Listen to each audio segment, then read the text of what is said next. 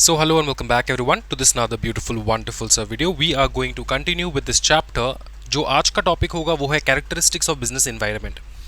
Now when we talk about characteristics of a particular business environment, then you have to understand कि business environment में क्या क्या वो चीज़ है जो हम लोग कंसिडर कर सकते हैं. तो बिजनेस इन्वायरमेंट में सबसे पहला चीज़ जो आता है वो है external forces in its totality, मतलब सारे एक्सटर्नल फोर्सेस को मिला के जो बनता है. ठीक है, तो वो है टोटलिटी ऑफ एक्सटर्नल फोर्सेस. इसमें क्या क्या इंक्लूड होता है? All the external things to the business, all things external to the business firm. ठीक है. दूसरा आता है स्पेसिफिक या फिर जनरल फोर्सेस. स्पेसिफिक फोर्स जो कि डायरेक्टली कंपनी को, फर्म को हार्म करता है या इफेक्ट करता है in a good way, in a bad way. And general जो है उसका मतलब ये होता है कि जो इनडायरेक्टली इफेक्ट करता है कंपनी या फिर फर्म को. तो डायरेक्टली कैसे? जैसे कस्टमर्स, कंपीटिटर्स, सप्लायर्स, ये डायरेक्ट इफेक्ट करता है. ठीक है. एंड जो जनरल है इनडायरेक्ट इफेक्ट करते हैं वो है सोशल, पॉलिटिकल, लीगल, टेक्नोलॉजिकल. ठीक है, इतना तुमको याद रखना है. फिर सीधा आ जाते हैं हम लोग यहाँ पे इंटर रिलेटेडनेस. कुछ चीज़ें ऐसे होते हैं जो एक दूसरे के ऊपर डिपेंड होता है, जैसे पॉलिटिक्स एंड बिजनेस. ठीक है, पॉलिटिकल इन्वायरमेंट एंड बिजनेस. देखो, पॉलिटिकल पार्टीज अपने अपने एजेंडे के साथ आते हैं. कुछ सोचते कि भैया हम इंडिया के बिजनेस को इतना आगे लेकर जाएंगे कि वर्ल्ड के third, second and first economy को हम लोग बीट करने की कोशिश करेंगे इन द नियर फ्यूचर. ठीक है, ये उनका सोच होता है. Understood. No one thing is this कि अगर वो पॉलिटिकल पार्टी चेंज हो जाए तो क्या बिजनेस पे इफेक्ट होगा? आंसर है यस. तो ये एक प्रकार का इंटर रिलेटेडनेस तुमको दिख रहा है, राइट? इंटर रिलेटेड है जैसे बिजनेस एंड पॉलिटिक्स. तो different elements often are linked. जैसे political changes can affect the economic policies. क्या ये समझ में आ रहा है? ठीक है. जैसे वेस्ट बंगाल में, हमारे वेस्ट बंगाल में ममता बनर्जी है. ठीक है, ममता बनर्जी है, उनका एक अलग पॉलिसी है रिगार्डिंग बिजनेसेस. अब अगर बीजेपी आ जाएगी 2026 election being positive bro, and वो अगर आ गई, वो बीजेपी अगर आ गए तो फिर क्या हो जाएगा बताओ? पॉलिसीज चेंज हो जाएंगे regarding business and Calcutta will also boom, right? Calcutta जो है वो फिर से एकदम बवाल हो जाएगा. देखो, फिर आता है अपना कैलकाटा इन ए सेंस की होल द वेस्ट बंगाल. फिर देखो डायनेमिक नेचर कीप्स, देखो dynamic nature keeps changing constantly. Example, take improvement, shifts in consumer preferences. तो एक तो ये हो जाता है कि डायनेमिक नेचर का मतलब होता है जो कंटिन्यूसली चेंज होता रहे. ठीक है, तो जैसे कि टेक इम्प्रूव होता रहता है ना, आज पकड़ लो ये आ गया, कल वो आ गया, आज ये टेक्नोलॉजी, कल वो टेक्नोलॉजी, ये जैसे जैसे चेंजेस होते हैं वैसे वैसे बिजनेस को भी इफेक्ट करते हैं, राइट? फिर आता है uncertainty. Difficult to predict future happening accurately, कि फ्यूचर में क्या होगा और बहुत डिफिकल्ट होता है प्रिडिक्ट करने के लिए. फिर आता है कॉम्प्लेक्सिटी. अब डिफिकल्ट है तो ये कॉम्प्लेक्स भी है ये काम. Many factors interacting making it hard to grasp in totality. मतलब बहुत सारे फैक्टर्स है जो बिजनेस इन्वायरमेंट को, किसी भी फर्म या फिर किसी भी एंटिटी, किसी भी कंपनी के जो बिजनेस इन्वायरमेंट हो उसको अफेक्ट करता है. बहुत सारे ऐसे फैक्टर्स होते हैं. ठीक है, तो सारे फैक्टर्स के साथ डील करना बहुत डिफिकल्ट हो जाता है, बहुत कॉम्प्लेक्स हो जाता है. फिर आता है हमारा relativity. Impact varies from country to country, region to region and even firm to firm. ठीक है, तो ये अलग अलग होता है. ठीक है, अलग अलग कंट्री में, जैसे इंडिया का बिजनेस सिस्टम यूएस के बिजनेस सिस्टम से अलग है, यूके के बिजनेस सिस्टम से अलग है. तो region to region, country to country, firm to firm जो है ये डिफर करता रहता है. ठीक है, ओके. नेक्स्ट हम लोग देखने वाले की फैक्टर्स अफेक्टिंग बिजनेस एनवायरनमेंट. सबसे पहला जो आता है वो है टेक्नोलॉजिकल फैक्टर. टेक्नोलॉजी जैसे मैंने तुमको एक्सप्लेन कर दिया है कि impact how business operate, sell, communicate, manage inventory. जैसे पहले पकड़ लो यार, पहले जो हम लोग के पापा लोग जो बिजनेस करते थे ना, तो तब वो लोग ऐसे बुक जो है एक रजिस्टर मेंटेन करते थे. हमेशा फिजिकल कॉपी में रजिस्टर मेंटेन होते थे, अकाउंट से लेकर, सेल से लेकर. ठीक है, फिर तुम्हारा जो भी तुम्हारे स्टॉक्स है, अंडरस्टूड, ये सारा आइटम जो है वो लोग क्या करते थे, ऑन अ बुक वो लोग मेंटेन करके रखते थे. समझ में आ रहा है? लेकिन जैसे जैसे टेक्नोलॉजी चेंज हुआ वैसे वैसे आज के डेट पे हम लोग क्या करते हैं बताओ? हम लोग डिजिटली उसको स्टोर करके रखते हैं, ना कि हम लोग फिजिकली डिस्ट्रॉय होने का चांसेस रहता है, डिजिटली जो है वो डिस्ट्रॉय नहीं हो सकता। क्या ये समझ में आ रहा है? Need to keep up with the advancement, e commerce, automation, GPS, AI, data management, ठीक है, ये सारा। फिर failure to adopt can lead to revenue loss. अगर तुम फेल हो गया, अगर तुम अपने बिजनेस मॉडल में एआई का एंट्री नहीं कर रहे हो, तो शायद तुम्हारा बिजनेस मॉडल फेल हो जाए। क्यों? एआई आने से क्या होगा सर? एआई आने से तुम्हारे काम जो है वो जल्द से होने लग जाएंगे। ठीक है, पहले मैं तुमको एक चीज़ बताता हूँ। पहले ना 3 साल पहले मैं वीडियोज़ बनाता था, तो एक वीडियो एवरी 2 डे या फिर 3 डे बनाता था। 3 दिन में या फिर 2 दिन में एक वीडियो मैं जो है डाल पाता था, वो भी 40 मिनट्स का। ठीक है, क्यों? क्योंकि मेरा कोई टीम नहीं है, मैं अकेला काम करता था। तो मैं क्या करता था कि इस वीडियो को रिकॉर्ड करना, इसके थंबनेल को बनाना, क्योंकि यूट्यूब के ऊपर क्लासेस होते थे, and I always look for the best, कि बेस्ट से बेस्ट थंबनेल कैसे बने, वीडियो को ज़्यादा से ज़्यादा इंटरेस्टिंग कैसे करूँ। फिर इस प्रकार से ना बहुत मेहनत लग जाता था, और अकेले मैं करता रहता था, तो it use to take a lot of time for me. लेकिन आज के डेट में मैं दिन में कम से कम 5 वीडियो जो है वो अपलोड करता हूँ। ठीक है, कुछ क्लासेस की वीडियो एंड कुछ यूट्यूब्स की वीडियो। क्या ये समझ में आ रहा है? Why? Because AI have help me a lot, and also मेरे पास टीम आ चुका है, लेकिन फिर भी एआई जो है ये बहुत हेल्प कर देता है। राइट, चलो फिर आता है हमारा political and legal factors. Government का स्टेबिलिटी भी जो है वो मैटर करता है, पॉलिटिक्स, रेगुलेशंस, लॉ। ठीक है, फिर आता है लीगल सिस्टम एंड कोर्ट के decisions, affects operation freedom and compliance requirement. तो ये सारे। सर एक चीज़ बताओ, ये कोर्ट का डिसीजन कैसे अफेक्ट करता है? पकड़ ले, कोर्ट क्या है? अच्छा एक चीज़ बता, कोर्ट क्या है? कोर्ट से क्या निकलता है? कोर्ट से निकलता है लॉ। क्या ये हम लोग मान सकते हैं कि कोर्ट जो है वो लॉ बनाते हैं? हाँ जी। क्या कोर्ट भी एक सोर्सेस ऑफ लॉ में आता है? आप लोग जब एग्जीक्यूटिव में आओगे ना, तब एग्जीक्यूटिव में सबसे पहला चैप्टर जो जेआईजीएल का तुम लोग पढ़ने वाले हो वो है सोर्सेस ऑफ लॉ। उसमें एक टॉपिक तुमको मिलेगा कोर्ट से लॉ बन के आना। ठीक है, तो कोर्ट द्वारा लॉ बनाना, जैसे सुप्रीम कोर्ट, हाई कोर्ट, ये लोग जब लॉ बनाते हैं, ठीक है, तो वे क्या बिजनेस को अफेक्ट कर सकता है? आंसर है हाँ, डेफिनेटली अफेक्ट कर सकता है। ठीक है, तो ये भी तुमको जान के रखना है। फिर देखो demographic characteristics of the population, जैसे age, gender, location, income, education, race change होता रहता है ना, वैसे तुम्हारा डेमोग्राफिक जो है ये भी एक फैक्टर प्ले करता है। पकड़ ले, कोई भी एक एरिया में तुम हो जहाँ पे पहले जो है ना 40% चिल्ड्रंस थे उस एरिया में, अंडरस्टूड। फिर इस एरिया के लोग जो है ना बहुत एजुकेटेड होने लग गए, पढ़ाई लिखाई कर लिया, वो लोग भी समझ गए कि 2 बच्चे सबसे अच्छे। तो उन्होंने क्या किया, उन्होंने अपने रिप्रोडक्शन रेट को कमा दिया। ठीक है, तो फिर बच्चे जो है वो लगभग 10% में रिड्यूस हो गए। ठीक है, मतलब वो ग्रो हुआ, जो बच्चे थे वो एडल्ट हो गए, एंड उसके बाद उन्होंने जो बच्चे किए वो बहुत कम। समझ में आ रहा है? अच्छा, तो जहाँ यहाँ पे डेमोग्राफी चेंज हुआ ना, किस एज ग्रुप का, बच्चे के एज ग्रुप का, तो आसपास जितने भी बिजनेसेस थे जो बच्चे के टॉयज या फिर क्लोथिंग के सामान जो है रखते थे, क्या उनके बिजनेस को हार्म हुआ? आंसर है यस। तो ये डेमोग्राफी चेंज भी एक जो है इंपॉर्टेंट रोल प्ले करता है in affecting the business as per the environment. ठीक है, फिर देखो कंपिटिटिव फैक्टर्स, जैसे राइवल्स, कोई तुम्हारा कंपटीशन आ गया मार्केट में, वो भी बिजनेस को अफेक्ट करते हैं। मार्केट के ट्रेंड, कंपिटिटिव इंटेंसिटी, बहुत ज़्यादा कंपिटिटिव इंटेंसिटी हो चुका है, समझ में आ रहा है? बॉटलनेक जो है तुम्हारा सिचुएशन बन चुका है। तो तब जो है अगर राइवल्स वगैरह बहुत इंटेंसिवली मार्केटिंग वगैरह कर रहे हैं एंड बहुत धूमधाम से वो लोग अपने बिजनेस को आगे बढ़ा रहे हैं, देन तुम्हारा बिजनेस भी हार्म हो सकता है। फिर आता है सोशल फैक्टर्स। सोशल फैक्टर्स मतलब जैसे customs, value, belief, lifestyle, trend, ethics, social concerns, health consciousness, environmentalism influences customers preferences and purchasing decision. देखो जैसे जैसे सोसाइटी में नए नए सोशल चेंजेस आएंगे ना, सोशल चेंजेस आना, सोशल क्या आना बताओ? चेंजेस आना। जैसे जैसे सोसाइटी में सोशल चेंजेस आएंगे वैसे वैसे क्या होगा बताओ? जैसे जैसे सोसाइटी में सोशल चेंजेस आएंगे लोगों का बिहेवियर चेंज होगा, लोगों का लिविंग पैटर्न चेंज होता है। समझ में आ रहा है?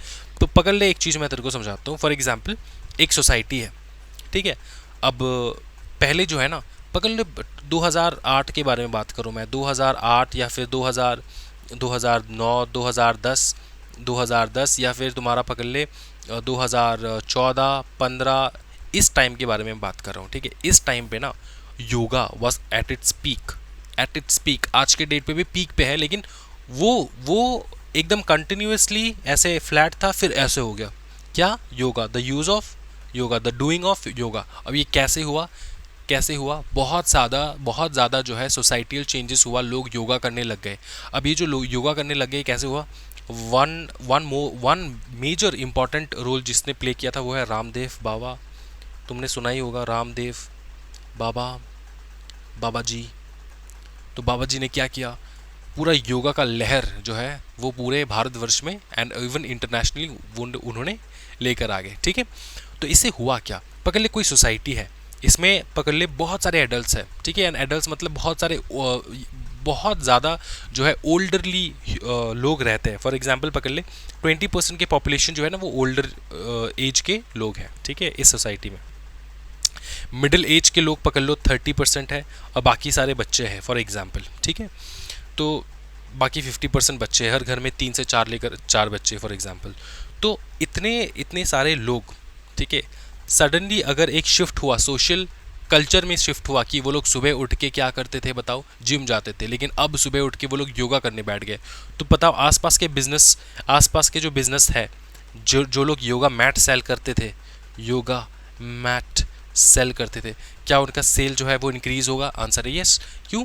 क्योंकि सब लोग योगा करने लग गए। तो योगा करेंगे तो वो लोग योगा मैट भी खरीदेंगे, क्योंकि ज़मीन पे डायरेक्टली बैठ के तो योगा करते नहीं है, तो योगा मैट खरीद। तो इससे क्या हो रहा है सोसाइटी में? अगर सोशल चेंजेस आ रहा है तो क्या, एक चीज़ बता दो फटाफट, क्या तुम्हारा बिजनेस को इफेक्ट हो रहा है? पॉजिटिव इफेक्ट हो रहा है, नेगेटिव इफेक्ट भी हो सकता है। तो क्या इफेक्ट हो रहा है कि नहीं बताओ? हाँ, इफेक्ट हो रहा है। समझ में आ रहा है? अच्छा, फिर देखो इधर आ जाओ। एग्जाम्पल के तौर पे demand for western food, fashion, catering to specific values. ठीक है, तो वेस्टर्न, अब ये एक प्रकार का बहुत जो है ब्यूटीफुल एग्जाम्पल है। लोग बहुत वेस्टर्नाइजेशन के टूवर्ड्स चले जा रहे थे, लेकिन आजकल थोड़ा बहुत इम्प्रूव हो रहा है जितना मुझे पता है कि वेस्टर्नाइजेशन से इंडियन वो लोग जो है अपने तौर तरीके वो अपना रहे ज़्यादा। इंडियंस के बारे में ही बात कर रहा हूँ मैं। तो जो वेस्टर्न फूड फैशन है वो बहुत पहले जो है ना बहुत ज़्यादा चर्चा में था, क्योंकि जैसे इंडिया को इंटरनेट मिला और उन लोग देखने चालू कर दिए कि वेस्टर्न लोग कैसे रहते हैं, वेस्टर्न लोग कैसे चलते हैं, तो उन लोगों ने कॉपी करना चालू कर दिया। ठीक है, जीन्स से लेकर टी शर्ट से लेकर टॉप से लेकर सब कुछ पहनना स्टार्ट कर दिया, जो कि सूटेबल नहीं है for the environment, for the Indian weather, लेकिन फिर भी हम लोगों ने पहनना स्टार्ट कर दिया। सो ये क्या है? ये एक प्रकार का इन्फ्लुएंस है। इससे क्या हो रहा है? अच्छा हो रहा है, बुरा हो रहा है?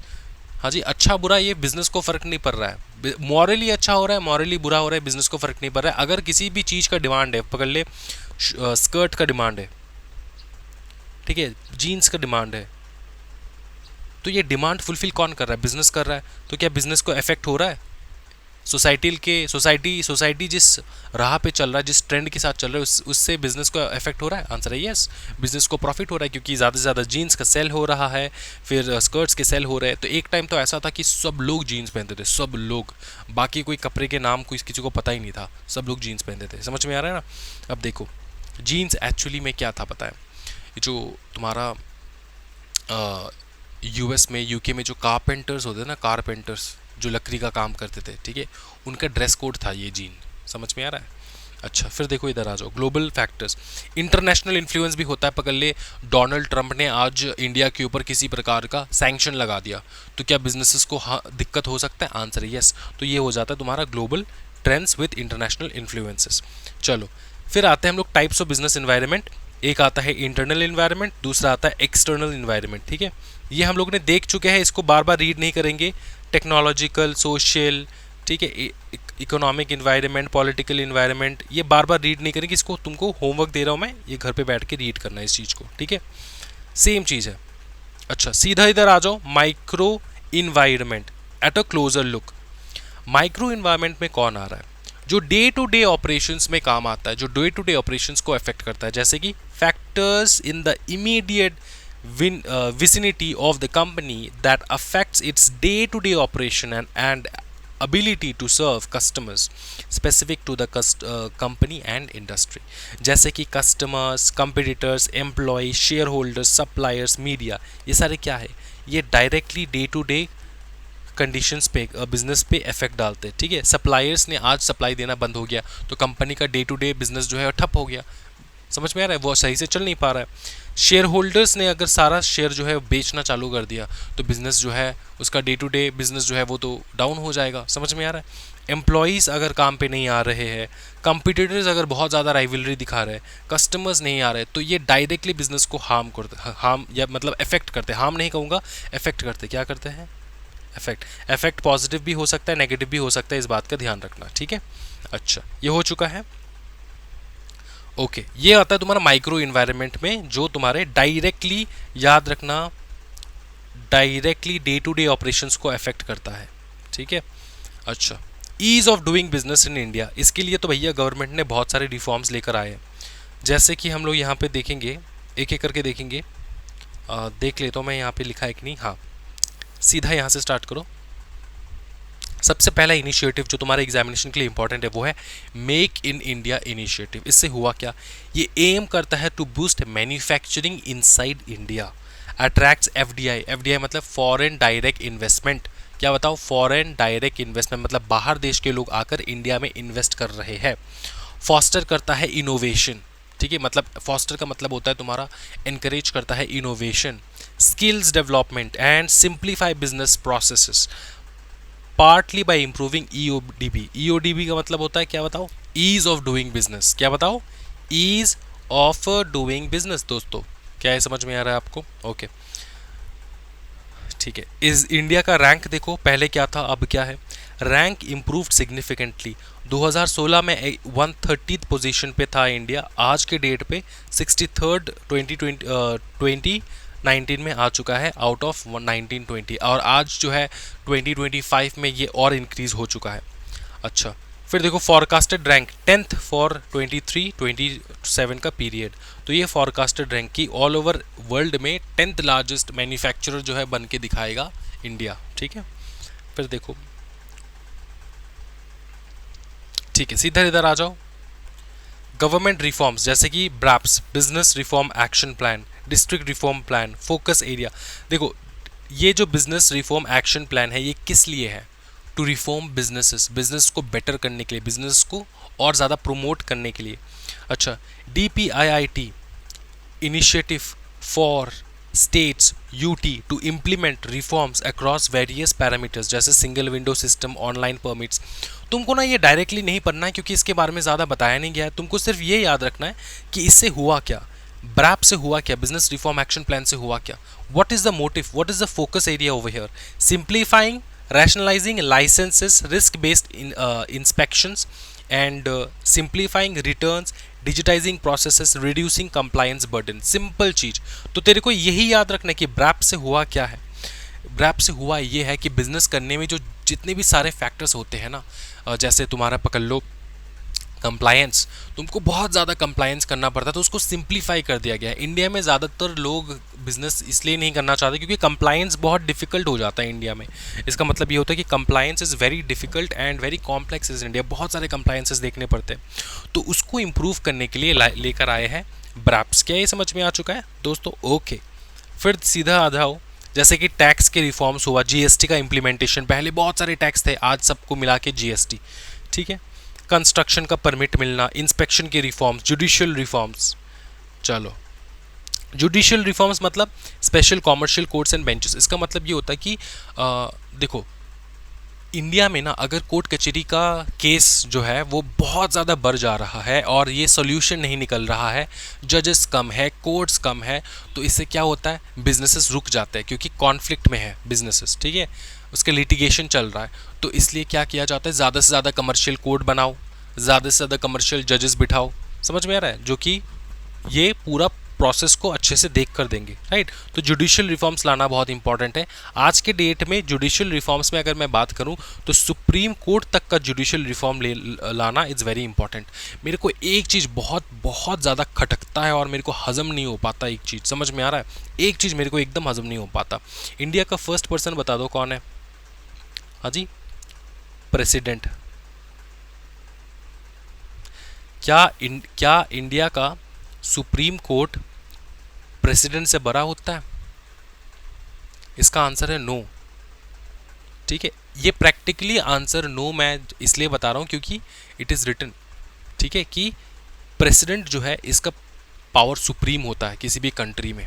अंडरस्टूड। आज अगर पाकिस्तान के साथ वॉर करने चाहे द्रौपदी मुर्मू जी, तो वो बता दे सकते हैं मोदी जी को कि हम लोग वॉर के लिए जा रहे हैं। तो मिलिट्री का डायरेक्ट कंट्रोल होता है प्रेसिडेंट के पास, ना कि मोदी जी के पास। इस बात का तुमको ध्यान रखना है, ठीक है। अब हुआ ये कि सुप्रीम कोर्ट ऑर्डर दे रहा था प्रेसिडेंट ऑफ इंडिया को कि आपके पास जितने भी सिग्नेटरी डॉक्यूमेंट्स हैं जिसमें तुमको साइन करना था, आप लोग बहुत डिले कर रहे हो, इसको फटाफट एक डेट मैं दे रहा हूँ, उसके अंदर अंदर आप लोग करके दे दो। फिर भैया हमारा वीपी वाइस प्रेसिडेंट, तो वाइस प्रेसिडेंट जी तो एकदम भड़क गए, बोले कि भैया on what grounds, on what basis आपने प्रेसिडेंट ऑफ इंडिया को ऑर्डर दे रहे हो दोस्तों। हाँ जी, ये हो नहीं सकता। और फटकार लगा है सुप्रीम कोर्ट को। माँ कसम मैं तुमको एक चीज़ बताता हूँ, सच्ची में ये जो सुप्रीम कोर्ट के जजेस होते हैं ना दोस्तों, वो अपने आप को क्या समझते हैं मेरे को पता नहीं। सुप्रीम कोर्ट छोड़, हाई कोर्ट के जजेस जो होते हैं वो अपने आप को क्या समझते हैं मेरे को एकदम सच्ची में, मतलब क्या ही बताओ। बहुत बहुत ख़राब सिचुएशन है, जुडिशरी का बहुत ख़राब सिचुएशन है इंडिया में। एंड जुडिशल रिफॉर्म्स लाना इट इज़ मैंडेटरी, एंड मेरे को लगता है कि बहुत जल्द आने वाला है। अंडरस्टूड। यार सुप्रीम कोर्ट के जज जो है, अब मैं प्रेजेंटली नाम नहीं लूँगा, लेकिन आपको पता है कि सुप्रीम कोर्ट का जज, वरना कंटेम्प्ट ऑफ कोर्ट लग जाएगा हमारे ऊपर, इसलिए हम लोग बताएंगे नहीं ज़्यादा कुछ। कंटेम्प्ट ऑफ कोर्ट भी सुनो ना, क्या इंटरेस्टिंग टॉपिक है। कंटेम्प्ट ऑफ कोर्ट कभी सुना है तुम लोगों ने? कंटेम्प्ट ऑफ कोर्ट का मतलब होता है कोर्ट के डिसीजन के अगेंस्ट तुम कुछ अनशन बोल रहे हो तो तुमको जो है पुलिस आके पकड़ के लेकर जा सकते हो, वो तो कंटेम्प्ट ऑफ कोर्ट, ठीक। कोर्ट के अगेंस्ट कुछ बोलना हायर। अब सुप्रीम कोर्ट के जज, सुप्रीम कोर्ट का जो जज होता है वो अगर करोड़ों पैसे का घोटाला कर दे, करोड़ों पैसे का रिश्वत लेकर वो जजमेंट सुनाए, तो पता है नॉर्मल जुडिशरी में, अब आज तक जुडिशरी में होता क्या है फिर, अगर सुप्रीम कोर्ट का जज जो है, सुप्रीम कोर्ट का जज समझना, सुप्रीम कोर्ट का जज अगर पकड़ ले किसी भी मैलिशियस एक्टिविटीज़ में पकड़ा गया, तो उसका ट्रांसफ़र हो जाता है। क्या हो जाता है? ट्रांसफ़र, किसी एक जगह से किसी दूसरे जगह। हाई कोर्ट का भी, सुप्रीम कोर्ट का भी ट्रांसफ़र हो जाता है। समझ में आ रहा है? इससे ज़्यादा कुछ नहीं होता था, इसलिए हमको चाहिए जुडिशियल रिफॉर्म्स।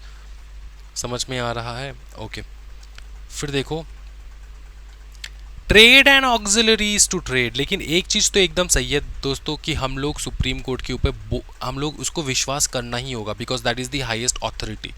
लेकिन उसको विश्वास दिलाने के लिए जितने भी जजेस जिनको पकड़ा गया है, एक ही जज को पकड़ा गया है with high amount of bribery, तो उसको तो भैया कुछ करना ही होगा अच्छे से, वरना तो भैया दिक्कत हो जाएगा। अब देखो, trade and auxiliaries to trade, buying and selling goods services with the aim of earning profit, links producers and customers. तो trades and auxiliaries to trade का मतलब होता है कि trade and auxiliaries to trade का मतलब होता है कि ट्रेड करने के लिए जो चीज़ तुमको चाहिए होता है, ट्रेड करने के लिए जो एसेंशियल चीज़ें चाहिए होता है। ट्रेड तुम कैसे करते हो? तुमको क्या क्या चाहिए होता है? एक होता है ट्रांसपोर्टेशन, दूसरा होता है इंश्योरेंस, तीसरा होता है बैंकिंग एंड फिनेंस, फिर आता है कम्युनिकेशन एंड इंफॉर्मेशन का सर्विसेज को देना, फिर आता है एडवर्टीजिंग एंड मार्केटिंग, फिर आता है legal and regulatory support, and last में आता है मार्केट रिसर्च एंड एनालिसिस। तो ये सारे इंपॉर्टेंट रोल प्ले करते हैं फॉर अ ट्रेड। अगर ये सारा प्रॉपरली नहीं हो रहा है तो ट्रेड सही से नहीं हो पाता है। पकड़ ले ट्रांसपोर्टेशन का कोई, ट्रांसपोर्टेशन दोस्तों, ट्रांसपोर्टेशन और लॉजिस्टिक का कोई सप्लाई चेन सही से नहीं है, ठीक है, सप्लाई चेन नहीं है सही से, तो कैसे हो पाएगा ट्रेड? बिजनेसेस कैसे ग्रो कर पाएंगे? बिजनेसेस कैसे आ पाएंगे? बिजनेसेस कैसे वर्क कर पाएंगे? दिक्कत हो जाएगा ना।